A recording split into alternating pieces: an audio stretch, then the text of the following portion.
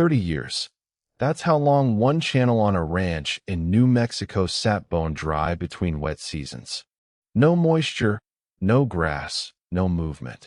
Just cracked earth baking under the sun year after year.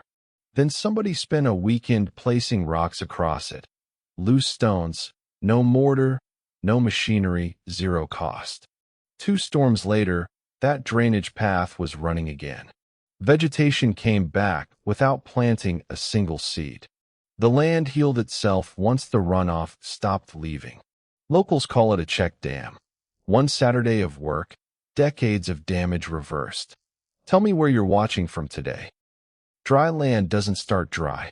That's the part most people miss when they look at a cracked, barren gully and assume the rain just stopped coming. In most cases, the rain didn't stop. The land stopped holding it. Healthy soil absorbs rainfall slowly, letting water sink deep into the ground where roots can reach it and from there feed streams and springs weeks after the last cloud passes. Degraded soil does the opposite. It's compacted, stripped of organic matter, and sealed at the surface in a way that turns every rainstorm into a runoff event. Water hits the ground, and within seconds it's moving, fast, shallow, and carrying topsoil with it. That velocity is the real problem. A single heavy rain on degraded land can strip the top layer of soil at a rate of several tons per acre, cutting the channel deeper, making the walls steeper, and increasing the speed of the next runoff cycle. Each storm makes the problem worse than the one before it. The land isn't drying out. It's being carved out, season after season, until what's left can't hold moisture long enough to support anything. Picture what that looks like from above. A network of channels cutting across land that used to be flat and productive, each one moving water off the property faster than the last. Every rain event that should be replenishing your acres is instead draining them, taking soil, organic matter, and runoff with it before any of it has a chance to soak in. The fix doesn't add water to your land. It just stops it from leaving. And the tool that does that is something you can carry in one hand.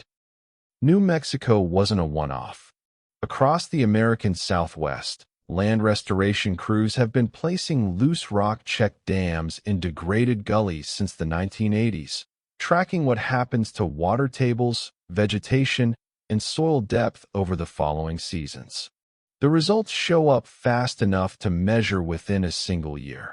Moisture levels rising in soil that hadn't held water in decades, grasses returning without seeding, springs reactivating that locals assumed were permanently gone.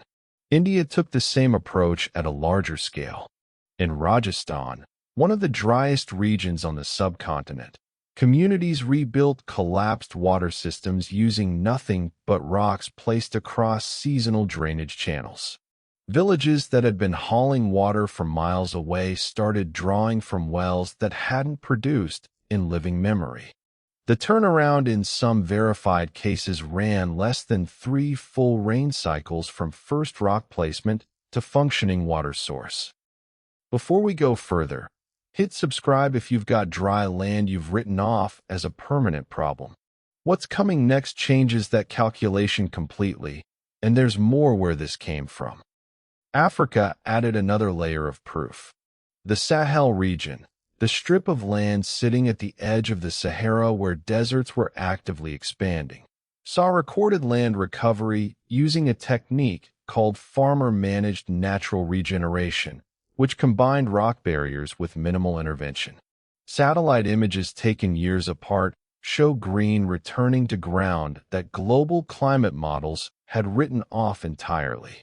3 continents, multiple decades, 0 equipment required in any of the recorded cases.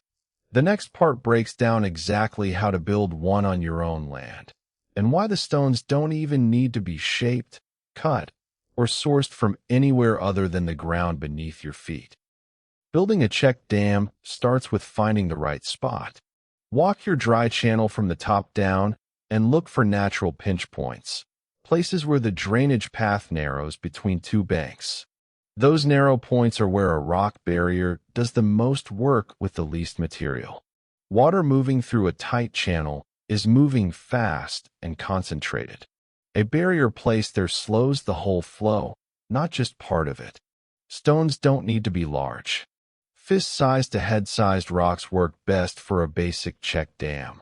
Small enough to carry and place by hand. Heavy enough to stay put under moving water. Loose placement is intentional, not lazy. A solid wall would concentrate water pressure at one point and eventually blow out. Porous rocks let water seep through slowly, which is exactly what you want. The flow loses velocity as it passes through, drops its load behind the dam, and spreads out across the floor instead of cutting deeper into it. Spacing matters as much as placement. A single check dam slows water once. A series of them, placed so the water pooling behind one dam reaches the base of the dam above it, creates a staircase effect that slows flow at every step down the drainage path. Most restoration crews space them between 10 and 30 feet apart, depending on slope angle. Steeper ground needs tighter spacing. Gentler slopes can run them further apart. Height stays low on purpose. A check dam that stands 12 to 18 inches above the channel floor is doing its job correctly.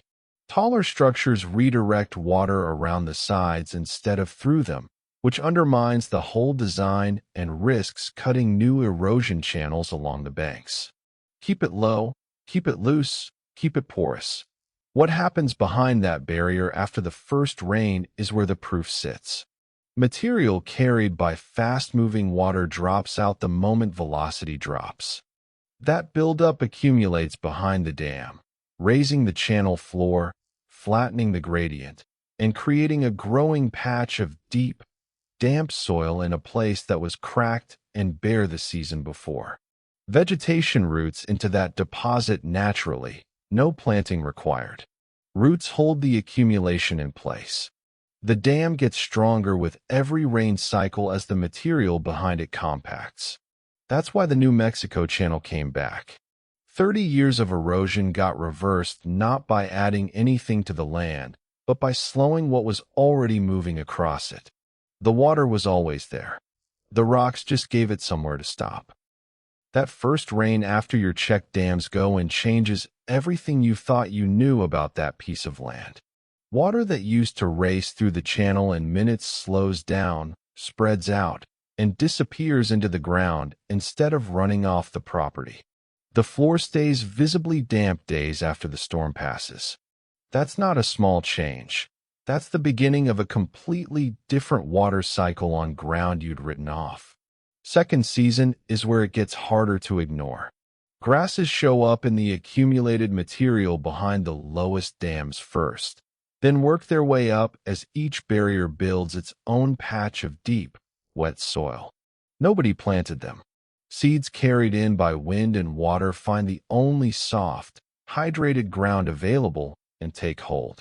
Roots go down, holding the buildup that holds the dampness that feeds the next round of growth. By the third season, verified cases consistently show the channel floor rising, sometimes by several inches, the path narrowing as vegetation colonizes the banks, and soil hydration readings at depth showing levels that haven't been recorded on that land in decades.